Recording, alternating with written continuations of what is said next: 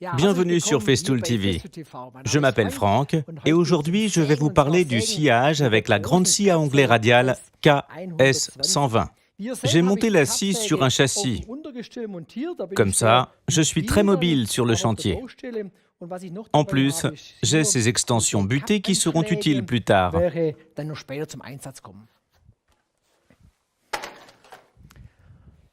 Je prépare la scie à onglet radial.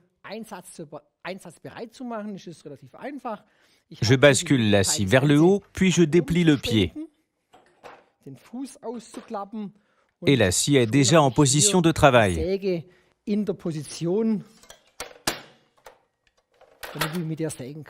La préparation est simple et très rapide. L'enroulement de câbles est très important. Chacun sait que les chantiers comportent des risques de trébucher si le câble est seulement enroulé de manière lâche autour de la machine.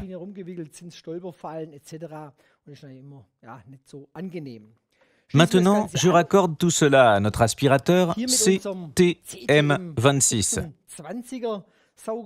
Je raccorde le tuyau d'aspiration de 36 pour obtenir une bonne aspiration. Regardons la machine en détail. Je peux pivoter la machine très facilement de 60 degrés à 50 degrés. Tous les angles importants sont repris, par exemple 0 degré, 15 degrés et 22 degrés et demi. Je peux bien sûr serrer la position requise.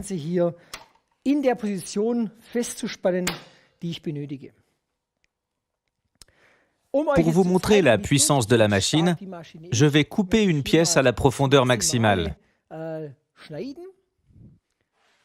Pour cela, j'ai choisi une pièce de bois d'une largeur de 305 mm et d'une épaisseur de 88 mm. Je la mets en place ici. Sur le côté, j'ai un dispositif de blocage de pièces. Il me permet de bloquer ma pièce en toute sécurité. Au dos, il y a un petit bouton. Dès que j'appuie dessus, une visée laser apparaît ici. Elle m'indique exactement le trait de coupe. J'ai une ligne laser à droite et à gauche de la lame de scie pour savoir exactement où réaliser la coupe. C'est parti. Je fais une coupe très fine. Comme ça, vous verrez la précision de cette scie.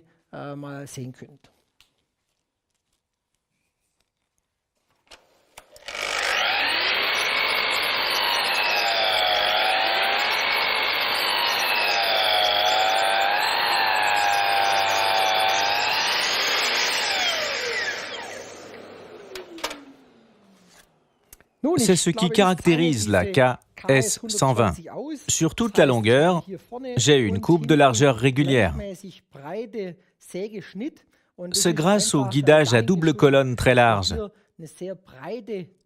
Elle permet de placer la scie très facilement et de réaliser des coupes ultra nettes.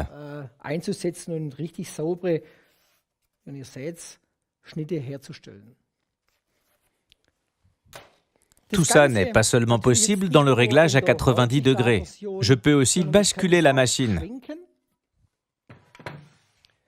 À l'arrière, j'ai un couvercle de verrouillage.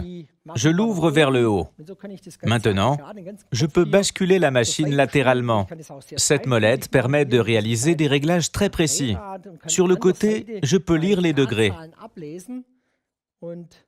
À 45 degrés, la colonne touche la butée. Mais ce n'est pas un problème. Je peux retirer les butées sans outil. Maintenant, c'est possible de continuer à basculer la machine. Comme vous le voyez, tout est sur ressort. Elle ne tombe pas d'un côté. Je peux basculer la machine ici jusqu'à 45 degrés. Si je tourne ce présélecteur à l'arrière, je peux même incliner la tête jusqu'à 47 degrés et réaliser des coupes correspondantes. Des empanons qui présentent des angles extrêmes sont également faciles à réaliser.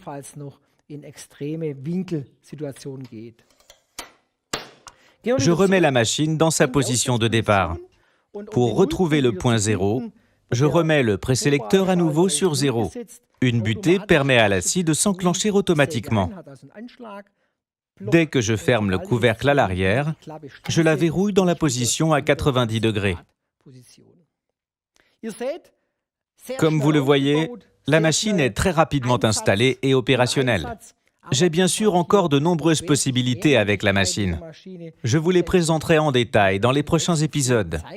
Par exemple, cette fausse équerre.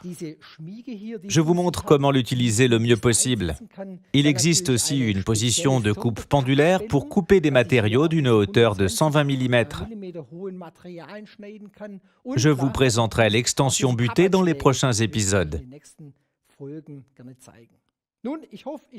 J'espère que cette présentation vous a plu. Je serai content de vous retrouver sur Festool TV. À bientôt, Franck.